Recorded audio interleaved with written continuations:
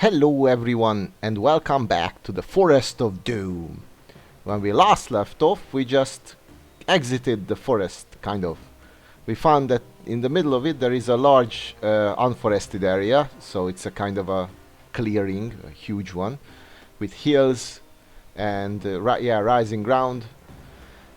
And we're here just like that. And now we are arrived at a crossroads where we can continue in either of the cardinal directions, and obviously the direct path leads towards the north.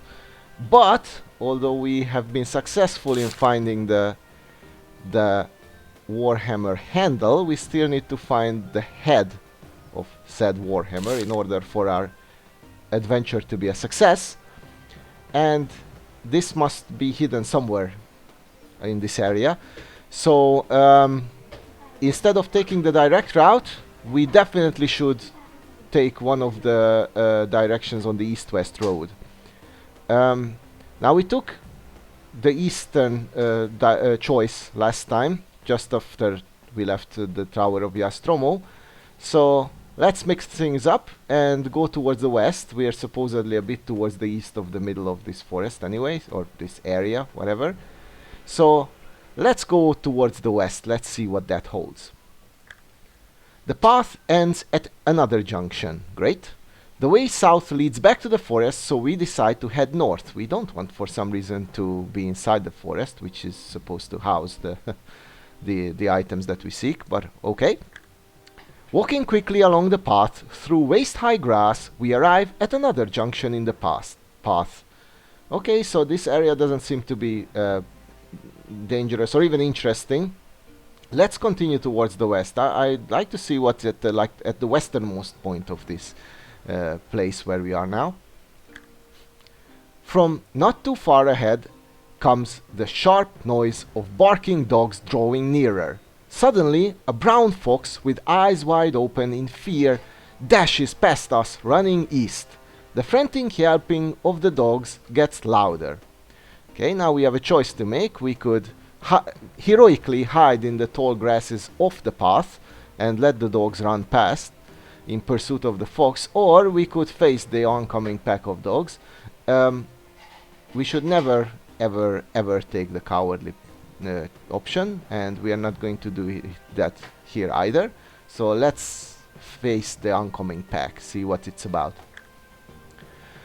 We draw our sword and stand to face the pack of dogs. They come into view in a cloud of dust. Galloping behind them is a masked rider wearing a long flowing cloak and riding a white stallion. He blows a horn and the pack of dogs comes to a sudden halt in front of us. There are 4 of them, and we can see that they are hunting dogs. The stallion stands motionless behind them, with steam blowing from its nostrils in 2 long jets. The masked man looks at us without speaking. Alright, so clearly this is some kind of a huntsman or something. This guy is hunting foxes for whatever reason, probably foxes. And he looks quite powerful and intimidating from this perspective, I'll give you that. But so far, the only action he has taken is to stop his dogs from attacking us or doing anything really. So I think it's safe to say that he doesn't want to attack us outright. And so let's see what kind of options we have here. We could start a conversation with him, or attack the dog. I don't know why we would do that. Attack the dog nearest to us. As I've said, he hasn't been hostile, and we are clearly outnumbered and maybe outpowered as well. So let's try to be civil. That has worked out in our advantage more often than not in the past. So let's see where that leads. We nod our head at the masked rider and bid him good day. He nods back but says nothing. We tell him of our quest to help the dwarves of Stonebridge. He then jumps down from his mount, throws back his cape, and extends his right arm to shake our hand. We see that each of his fingers is adorned by a large gold ring. Okay, so he has accepted our greetings, he's friendly, and he's rich as well, unsurprisingly. Whoever owns a white stallion and such equipment must be quite wealthy.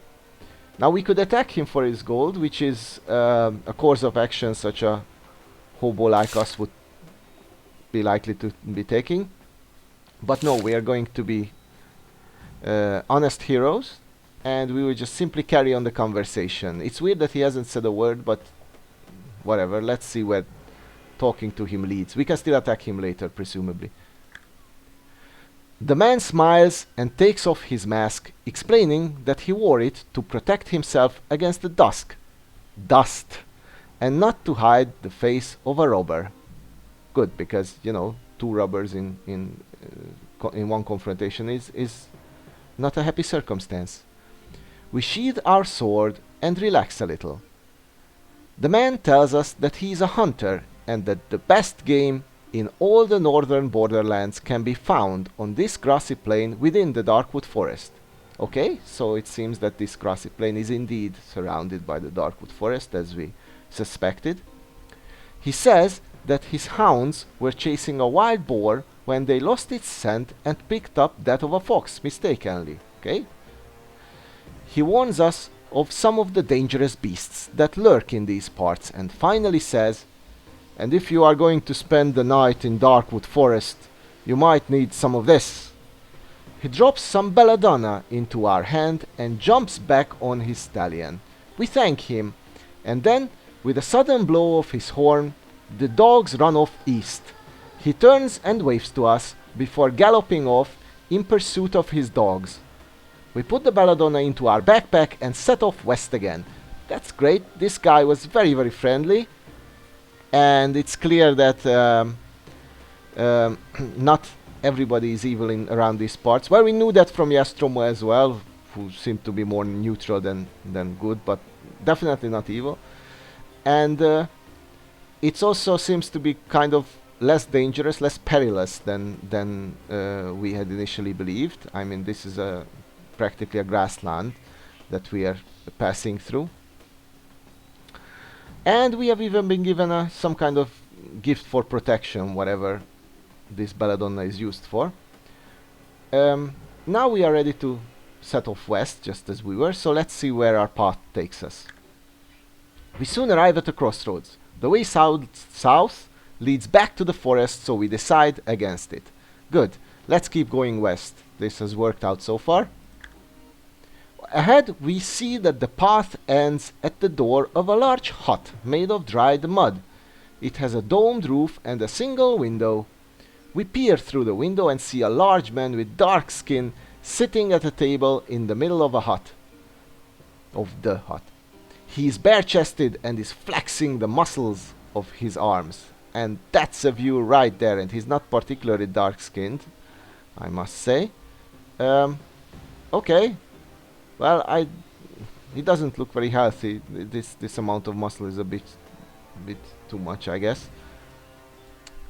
Well, we could ignore this guy, but he doesn't seem dangerous or threatening. Rather, he's pretty sure that he's clearly very strong, but he doesn't seem like a aggressive type. But he seems weird. What is this guy doing in the middle of this area? Whatever. Let's find out. Let's enter his hut. As we enter the hut, the big man smiles. Thank fortune.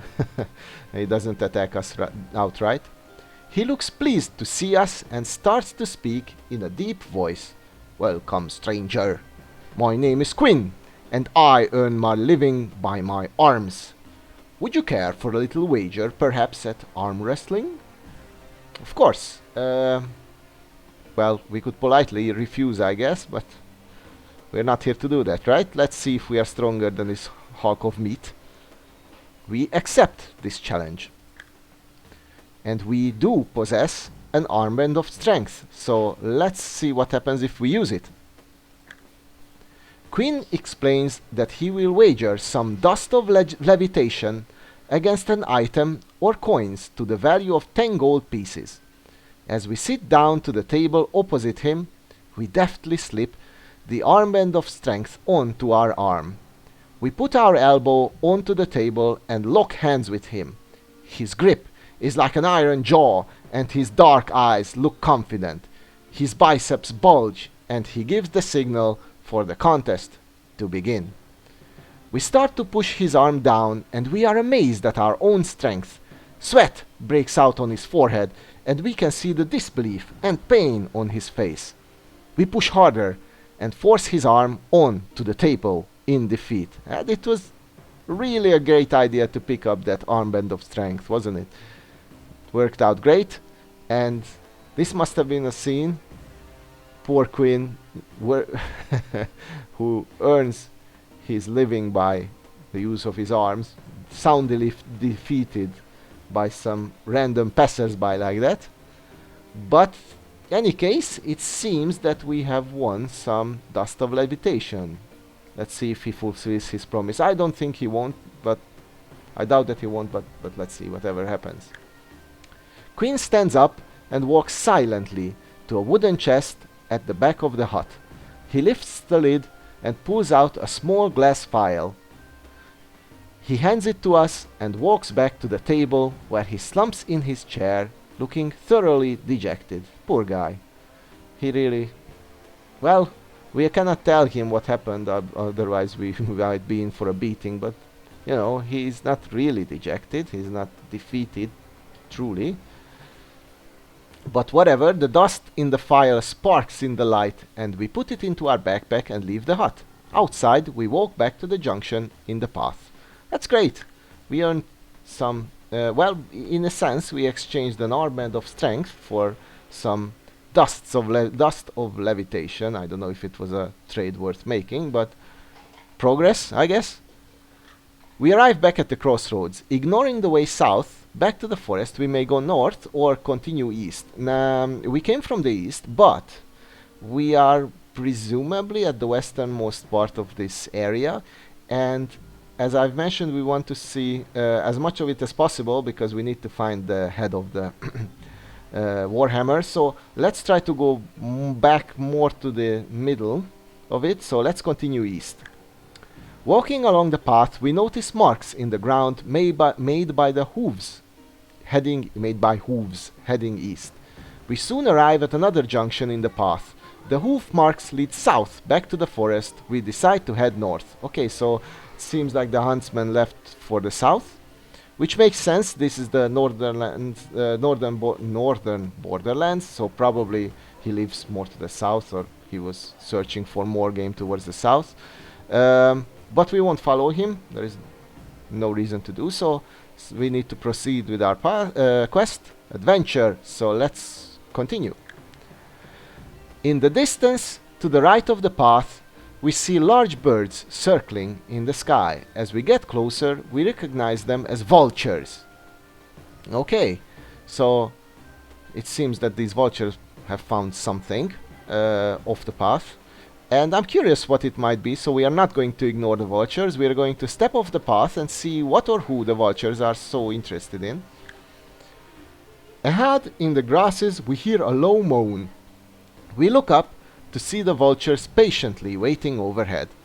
We take a few more steps, and we see the ugly sight of a huge man with muscles like knotted iron staked out to the ground. His arms and legs are tied to 4 large wooden pegs driven deep into the ground. The man is naked except for a small loincloth, and his skin is badly blistered from the sun. Poor guy. His face and chest show bloodied signs of cruel torture. His captors will not have gained the information they sought from him, because he's a barbarian, and barbarians evidently don't give up any information. Wow, this guy is really truly close to death. That's what the vultures must be sensing as well. This is really cruel. I mean, barbarians usually are evil humans, but still nobody deserves such a fate to be tortured and then be killed off like this or die like this.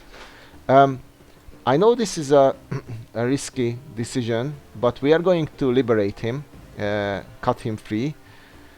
Barbarians are extremely aggressive and very primitive as well, so he may not be grateful, but I doubt he will attack us. I mean, we're just saving his life. So let's see what happens if we do save him. We cut the thick ropes holding the barbarian. He grunts and sits up to rub his wrists and ankles. He looks at us and sneers. He's either delirious or ungrateful, for he pulls out one of the wooden stakes from the ground and turns to attack us. Okay, this is unfortunately not very surprising. Maybe it was other humans who tortured him. It was probably some kind of, or it must have been some kind of intelligent creature. So, maybe he thinks we are in league with them, or maybe he's right, he's delirious or crazy or just plain evil. Whatever, he made a bad decision because now he's going to die, albeit a bit less cruelly than otherwise. And he's very strong. He has a skill level of 9 even after all this suffering, and a stamina of 7, but we are up to the skill level of 12, so he should be no match for us. And as I say this, we miss our first hit. But whatever, he should not be a real threat. And he's not. He falls and dies. That is the last time we are going to do anybody a favor for some time. Returning to the path, we head north again. Well, that's not true. We are going to remain heroic, and we are going to help out people and other creatures whenever we can, even if the result is something negative, because that's what heroes do, right? Gradually, the grass around us becomes shorter as the ground gently starts to rise. Ahead, we can hear the sound of flowing water. Soon, we reach the bank of a slow-flowing river. The river is very shallow, and stepping stones cross it from the far bank, where the path continues north into the distance. Alright, if you recall the map we found at the body of Big Leg, right back when we received this quest or adventure of ours, there is a river flowing from the east to the west, I guess, right in the middle of this area. So I guess we arrived at the halfway point of our journey, and obviously we need to cross it. Let's cross the river by the stepping stones. There is no need to whatever, or wade through the shallow water. I don't think any of these options is a danger, but what if we wade through the shallow water across the river? Let's see what happens if we do that. We step into the water and start to wade across the river. The water is quite murky, and although the level only rises to our waist, we feel somewhat vulnerable to the creatures that may live in the river. Suddenly, our fears are realized. We feel sharp teeth sinking into our thigh. Ouch! We reach down into the water and feel the long thin body of a blood eel extending from our leg. We draw our sword and start to step the water. Well, I guess we should have taken the stepping stones after all, but this blood eel has drained the last blood of its miserable existence. That's for certain. With a stamina of 4 and skill level of 5, it's not going to be a problem for us. And it isn't. Well, I guess we got wet and bitten, and we rid the world of another disgusting creature. So chalk it down as a kind of progress or win for the good of this world. We drag ourselves out of the water on the far bank of the river. We see that the path continues north into the hills, but as it is getting dark, we decide to make camp for the night under a large solitary tree to the right of the path. We build a fire and settle down to sleep with our sword by our side. That's right. Day 1 of our adventure has just passed, just as we managed to cross the river. Let's see if our sleep is as peaceful as we hope it to be. We have been asleep for about an hour when the soft noise of fluttering wings wakes us up.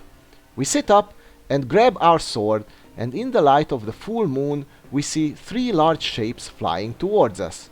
They look like large bats.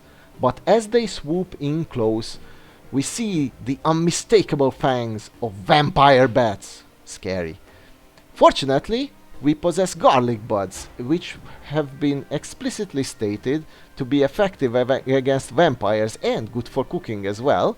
So let's see if it is effective, if they are effective against vampire bats. Let's see if it works out. If not, we can still try to hack at them with our sword.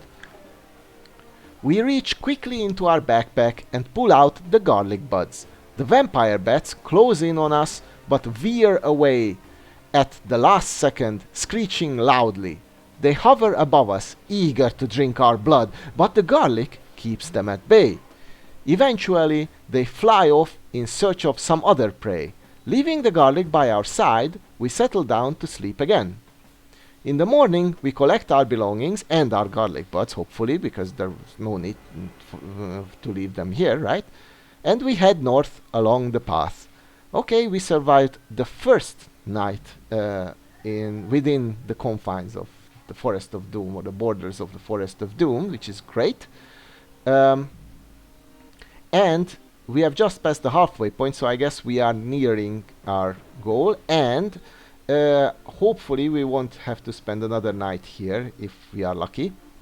So let's see what's to the north. Let's try to close out our adventure as efficiently as we can. The ground is quite steep as the path winds its way into the hills. By the time we reach the top, the sun is quite hot. All around in the distance, we see the green circle of Darkwood Forest. Mist still hangs in the tall grass behind us, but ahead we see a valley floor bathed in sunlight. All is quiet. How tranquil! And now we know for certain that this is a really weird forest. It's basically a ring of trees around a huge clearing. Now we have it confirmed. As we start down the far side of this hill, we see a junction in the path. We could continue north or west, and I don't think the head of the Warhammer is here, and I'll tell you why. Goblins are not going to be frequenting such areas with little to no cover.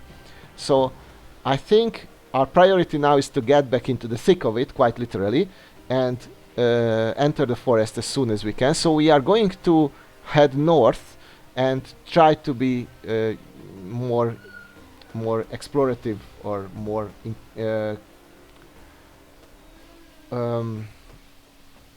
you know, we're going to try to explore more of the forest itself and not this uninteresting area. So let's continue north. The path runs north down the hill between large boulders and rocks. We have an uneasy feeling that we are being watched. Then, from behind one of the larger boulders to the left of the path, spring two sinewy men with long hair and beards. They are wearing animal furs and look menacing. One notches an arrow to his bow and lets it fly. Well, these are hillbillies if I've ever seen one. Hillbillies, got it? Because they live in hills. And here's the arrow flying at us. Clearly there are some kind of outlaws or even more vagabondish vagabonds than we are. And there is no way to avoid confrontation because we've just been shot at. So let's test our luck. We have a current luck of 10.